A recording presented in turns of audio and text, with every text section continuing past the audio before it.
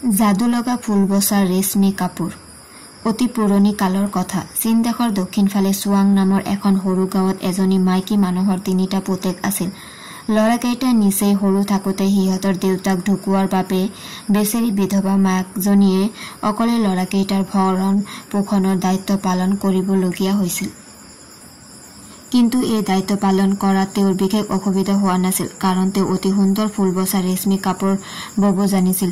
অতি দামী সূতাৰে সোণ আৰু ৰূপ খটুৱা ডিজাইনেৰে বোৱা এই কাপোৰৰ বাবে চুৱাং অঞ্চলটো অতি বিখ্যাত আছিল। এই বিধৱা মানুহজনী ফুল বসা ৰেশমী কাপোৰ বোৱাত বিশেষ পাৰদৰ্শী আছিল। ইমান সুন্দৰকৈ তেওঁ কাপোৰত চৰাই জন্তু আৰু ফুলৰ চানেকি তুলিছিল যে সেইবোৰ জীৱন্ত যেন লগা হৈ পৰিছিল। আনকি বহুতে কৈছিল যে তেওঁ কাপোৰত বসা চৰাই চিৰিকটি বা ফুলপাত আদি স্বাভাৱিক ফুলতকৈও বেছি ধুনীয়া হৈ পৰিছিল। এদিন মানুহজনী নিজে বোৱা কেইখনমান কাপোৰ বেচিবলৈ বুলি বজাৰলৈ গ'ল। তেওঁ বোৱা কাপোৰ কিনিবলৈ মানুহে হেতা ওপৰা লগালে। সেয়েহে কাপোৰ কেইখন বেচোতে তেওঁৰ বৰ এটা বেছি সময় নালাগিল। নিজৰ পোহাৰ সামৰি তেওঁ বজাৰখনৰ আনবোৰ দোকানত কোনে কি বেচিছে তাকে ঘূৰি পাকি চাব ধৰিলে। এইদৰে চাই ফুৰোতে হঠাৎ এখন ফটোত তেওঁৰ চকু পৰিল। ফটোখনত এটা অতি ধুনীয়া বগা ৰঙৰ অট্টালিকা আছিল।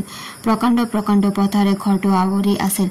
ঘৰটোৰ পৰা ওলোৱা পকী বাটবিলাক গৈ ফুল ফুলেৰে ৰমক জমক হৈ থকা বিশাল বাগানবিলাকত শেষ হৈছিল। সৌচ্চ গছবিলাকৰ পিছফালে কিছুমান সৰু সৰু ঘৰো দেখা গৈছিল। গছবিলাকৰ ডালে পাতে অতি মনোমোহা বিভিন্ন ৰঙৰ চৰাই উৰি ফুৰিছিল। ফটোখনে মানুহগৰাকীক অতিকে মুগ্ধ কৰিলে। ৰব নোৱাৰি তেওঁ সেই ফটোখন কিনি পেলালে। ঘৰলৈ আহি তেওঁ সেইখন পুতেকহঁতক দেখুৱাই হুমুনিয়া কাঢ়ি কলে, কেনে ধুনীয়া ঘৰ, চোৱাচোন, যিফালে চোৱা সেইফালে মন সৰি নিয়ে। এনে এটা সুন্দৰ ঘৰত আমি থাকিব পৰা হলে কেনে ভাল হলহেঁতেন, নহয়নে? ফটোখন দেখি আটাইকেইটা পুতেকেই মুগ্ধ হৈছিল। মাকৰ কথা শুনি ডাঙৰ পুতেকে হাঁহি হাঁহি কলে, মা, সেইবিলাক উল্লেখ সপোন নহয়নে?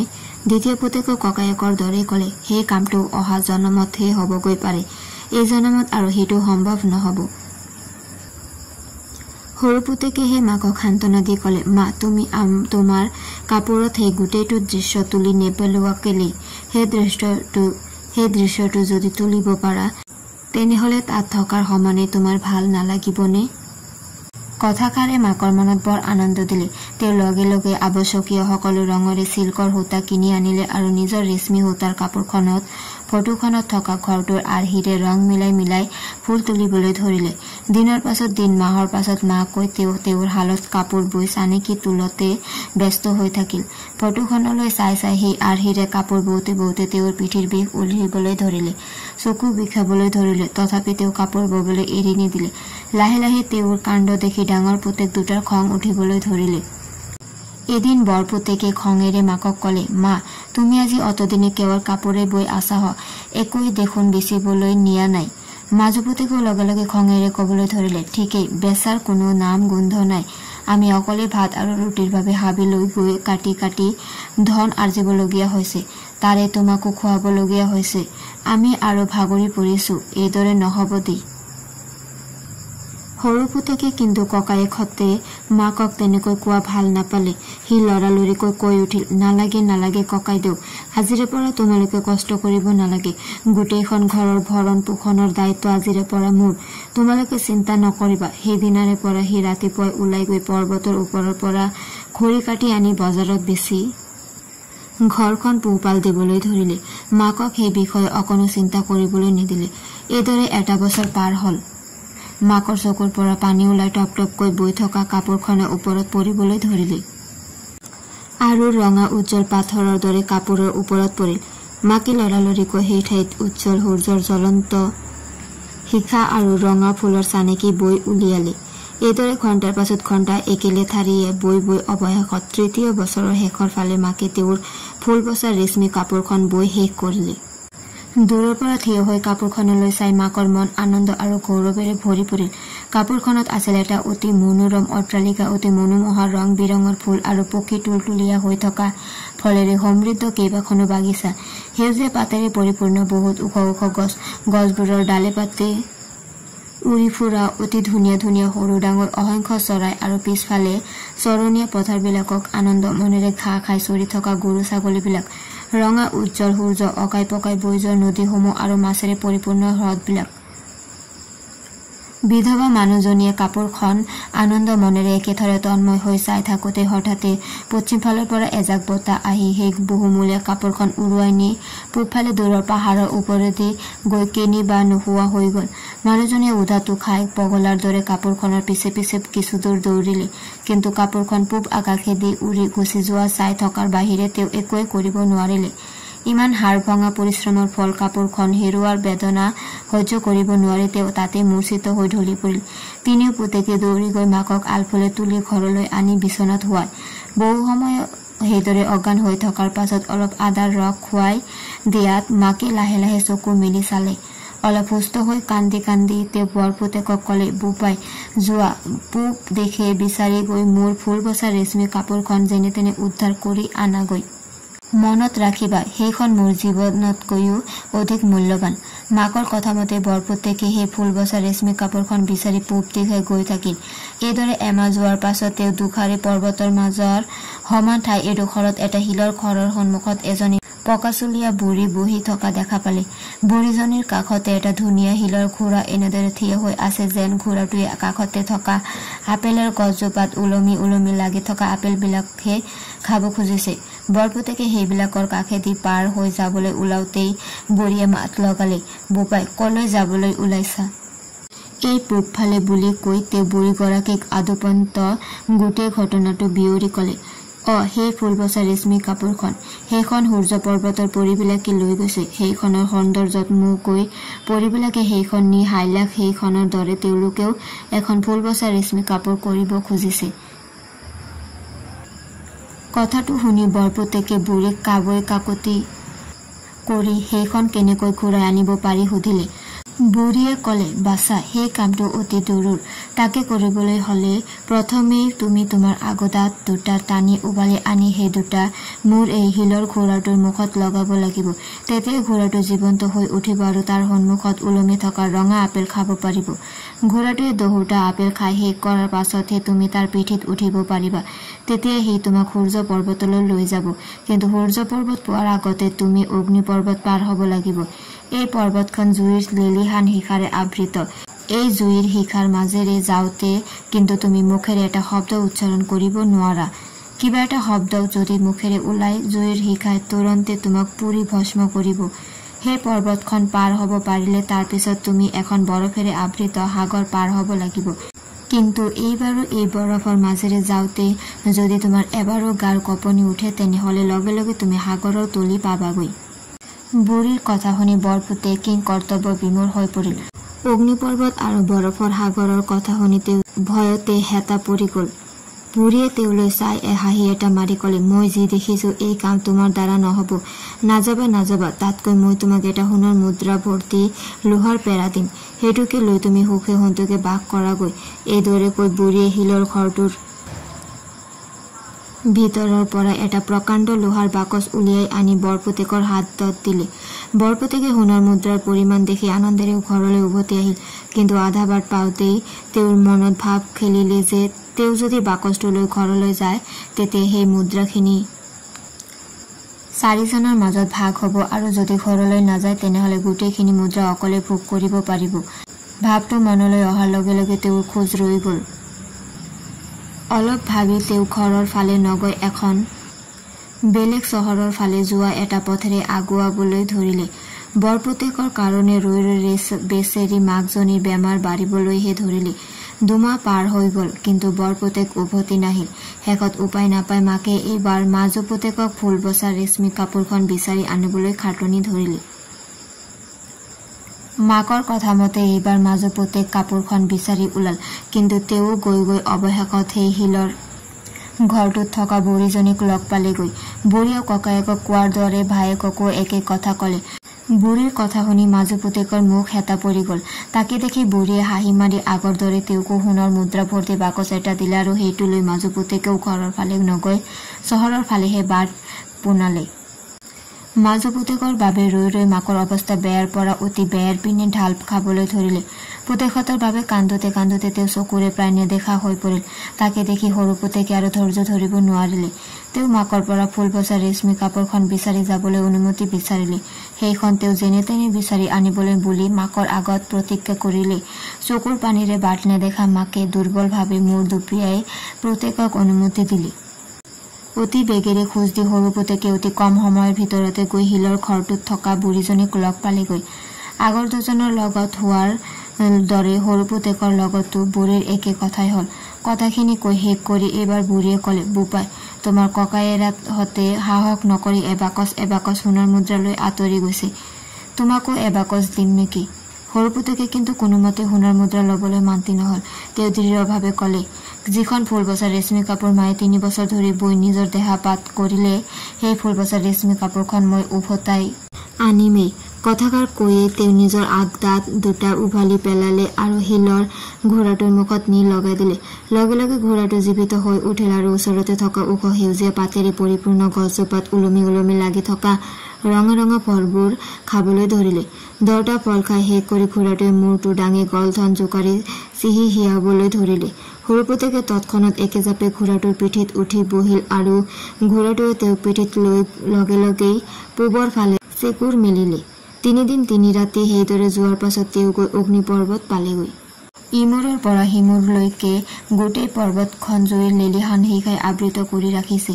কেনিও অকণো সুৰুঙা নাই। সৰু পুতেকে খন্তেক সময় তফক মাৰি সেই শিখাবোৰলৈ চাই ৰল। তাৰ পাছত ঘোঁৰা লেকামত টানকৈ মুঠি মাৰি ধৰি ভৰিৰে ঘোঁৰাৰ পেটত খচি দি অপৰিসীম সাহস বুকুত বান্ধি দুৰন্ত বেগেৰে মুখেৰে এটা টু শব্দ উচ্চাৰণ নকৰাকৈ তেওঁ সেই ভয়ংকৰ বহি শিখাৰ মাজেৰে পৰ্বতৰ ওপৰলৈ উঠি গৈ সিফাল পালেগৈ। অগ্নি পৰ্বত পাৰ হৈয়ে তেওঁ এইবাৰ এখন বিশাল বৰফৰ সাগৰৰ মুখামুখি হল। সাগৰৰ বিশাল ঢৌবোৰ এডোখৰ গোটা বৰফৰ টুকুৰা হৈ পাৰত আছাৰ খাই পৰি টুকুৰা টুকুৰ হৈ গৈছে। অসীম সাহস আৰু গভীৰ আত্মবিশ্বাসেৰে ঘোঁৰাটোক সাৱটি ধৰি তেওঁ বৰফৰ ওপৰেৰে বাট উলিয়াই আগবাঢ়িছে। বৰফৰ ঢৌবোৰে আহি তেওঁৰ গাতে আছাৰ খাই পৰিছেহি। ঠাণ্ডাই তেওঁৰ গাত বিন্ধি বিন্ধি ধৰিছে। তথাপি নিজকে অকণো কঁপিব নিদিয়াকৈ সাগৰখন পাৰ হৈ সিপাৰ পোৱাৰ লগে লগে তেওঁ সূৰ্য পৰ্বতখন দেখা পালে। গোটেইখন পৰ্বত উমাল সোণালী ৰথেৰে উপচি পৰিছে আৰু ধুনীয়া ধুনীয়া বহুৰঙী ফুলেৰে গোটেই পৰ্বতখন জাতিষ্কাৰ হৈ আছে। পৰ্বতৰ ওপৰত এটা মনোৰম অট্টালিকা জিলিকি আছে। সেই অট্টালিকাৰ ভিতৰৰ পৰা অহা কিশোৰীৰ হুমধুৰ কণ্ঠৰ সংগীতৰ লগতে খিলখিল হাঁহিৰ শব্দই তেওঁৰ মন প্ৰাণ জোৰ কৰি পেলালে। সৰু পুতেকে ঘোঁৰা চিকুৰাই লৰালৰিকৈ পৰ্বত বগাই ওপৰ পালেগৈ। ঘোঁৰাৰ পৰা নামি এইবাৰ তেওঁ অট্টালিকাটোৰ ভিতৰত থকা প্ৰকাণ্ড হল ঘৰটোত সোমাল। তেওঁ কোঠাটোত এশজনী অতি ৰূপৱতী পৰীয়ে এখন তাঁতৰ শালত বহি তেওঁৰ মাকৰ ফুল বচা ৰেশমী কাপোৰখনৰ নিচিনাকৈ এখন কাপোৰ বৈ আছিল। হঠাতে কোঠাটোৰ ভিতৰত তেওঁক দেখা পাই পৰীকেইজনী অবাক হৈ গল। শেষত এজনী পৰী ধীৰে ধীৰে তেওঁৰ ওচৰলৈ আহি ক'লেহি, আমি আজি আপোনাৰ মাকৰ ফুল বচা ৰেশমী কাপোৰখনৰ দৰে হাইলাক একে ধৰণৰ এখন কাপোৰ বৈ শেষ কৰিম। আপুনি অনুগ্ৰহ কৰি আজি ৰাতিটো ইয়াতে থাকিবনে? পৰীৰ কথাত সৰু পুতেক ততালিকে মান্তি হল, কাৰণ মাকৰ কষ্টৰ ধন সেই ফুল বচা ৰেশমী কাপোৰখনৰ বাবে আৱশ্যক হলে তেওঁ গোটেই জীৱনো অপেক্ষা কৰিবলৈ অস্বীকাৰ নকৰে। কেইবাজনী পৰী আহি অতি ৰসাল ফল আৰু সুস্বাদু খাদ্যৰে তেওঁক আপ্যায়িত কৰিলে। খাই বৈ তেওঁ বেছ সুস্থ অনুভৱ কৰিলে। গধূলি হলত পৰীহঁতে চিলিঙৰ পৰা এটা অতি বৃহৎ মুকুতা ওলোমাই দিলে। সেই মুকুতাটোৱে গোটেই কোঠাটো পোহৰেৰে উদ্ভাসিত কৰি তুলিলে। তাৰে পোহৰত পৰীহঁতে কাপোৰ ববলৈ ধৰিলে আৰু সৰু পুতেক কাষৰে এটা কোঠাত শুবলৈ গল।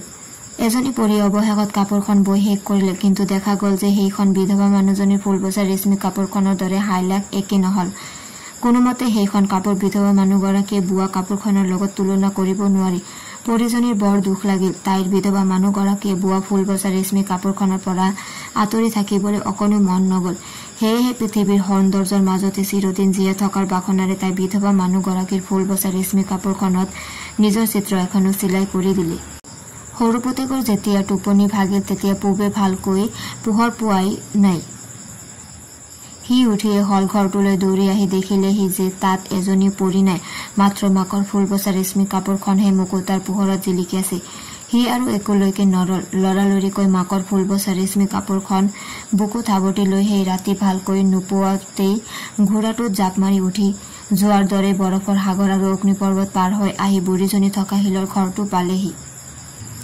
বুঢ়ীয়ে তাক দেখি হাঁহি মাৰি অভ্যৰ্থনা জনালে আৰু সি ঘোঁৰাৰ পৰা নমাৰ লগে লগে ঘোঁৰাটোৰ মুখৰ পৰা তেওঁ দাঁত দুটা খুলি আনি তাৰ মুখত লগাই দিলে। ঘোঁৰাটো পুনৰ শিলৰ ঘোঁৰাত পৰিণত হল।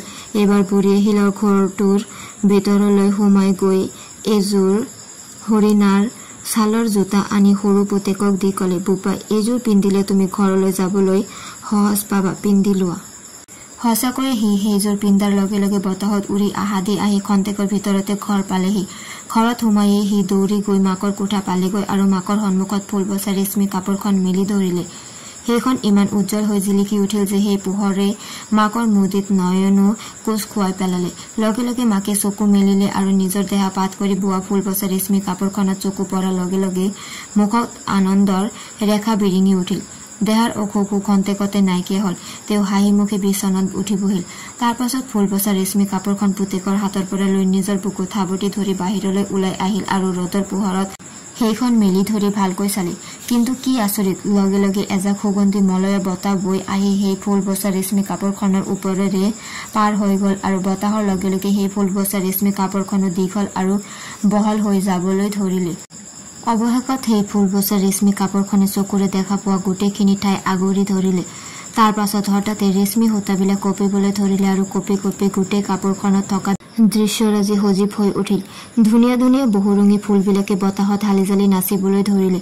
বহল পথাৰবিলাক ঘাঁহনিৰে ভৰি পৰিল আৰু গৰু ছাগলী হৰিণা শহাপহুবিলাকে সেই ঘাঁহ খাই খাই ঘূৰি ফুৰিবলৈ ধৰিলে। নানা বৰণীয়া চৰাইবিলাকে কিচিৰ মিচিৰ শব্দ কৰি চৌদিশ মুখৰিত কৰি সেউজীয়া পাতেৰে পৰিপূৰ্ণ গছবিলাক আৰু তুষাৰ শুভ্ৰ অট্টালিকাটোৰ চাৰিওফালে উৰি ফুৰিবলৈ ধৰিলে। সৰোবৰবিলাকত মাছে আপোনা মনে হাতৰি নাদৰি ফুৰিছিল। নীলবৰণীয়া পানীৰে পৰিপূৰ্ণ নদীবিলাকত সূৰ্যৰ কিৰণ পৰি তৰা ফুল বচাৰ নিচিনা হৈছিল। এই সকলোবিলাক সিহঁতৰ মাক সেই বিধৱা মানুহগৰাকীয়ে নিজ হাতে বাছি উলিয়াইছিল। মাত্ৰ মাছৰ পুখুৰীটোৰ পাৰত থকা ৰঙা পোছাক পৰিহিতা ছোৱালীজনীহে তেওঁ বোৱা নাছিল। সেই পৰীজনীয়েহে নিজকে তেনেকৈ ফুল বচা ৰেশমী কাপোৰখনত চিলাই কৰি দিছিল। কাণ্ড দেখি বিধৱা মানুহগৰাকী আনন্দত আত্মহাৰা হৈ উঠিল। তেওঁ দৌৰি গৈ তেওঁৰ ওচৰ চুবুৰীয়া দুখীয়া মানুহবিলাকক তেওঁৰ লগতে সেই সুন্দৰ ঠাইখনত সুন্দৰভাৱে বাস কৰিবলৈ মাতি আনিলেগৈ আৰু সেই ৰঙা কাপোৰ পৰিহিতা ধুনীয়া ছোৱালীজনীৰ লগতে সৰু পুতেকৰ বিয়া পাতি দি সুখে সন্তোষে আটাইবিলাকে সেই নতুন অট্টালিকাটোত বাস কৰিবলৈ ধৰিলে। এইদৰে সুখে শান্তিৰে বহুদিন পাৰ হৈ গল। ইতিমধ্যে ডাঙৰ আৰু মাজু পুতেকে বহুত সোণৰ মুদ্ৰা পাই অকলে সকলোখিনি ভোগ কৰো বুলি চহৰলৈ গৈ দুয়ো হাতে ধন উৰাই আনন্দ উপভোগ কৰিবলৈ ধৰিলে। ভৱিষ্যতৰ কথা চিন্তা নকৰি খৰচ কৰাৰ বাবে অতি সোনকালে তেওঁলোকৰ সোণৰ ভঁৰালৰ তলি উদং হল।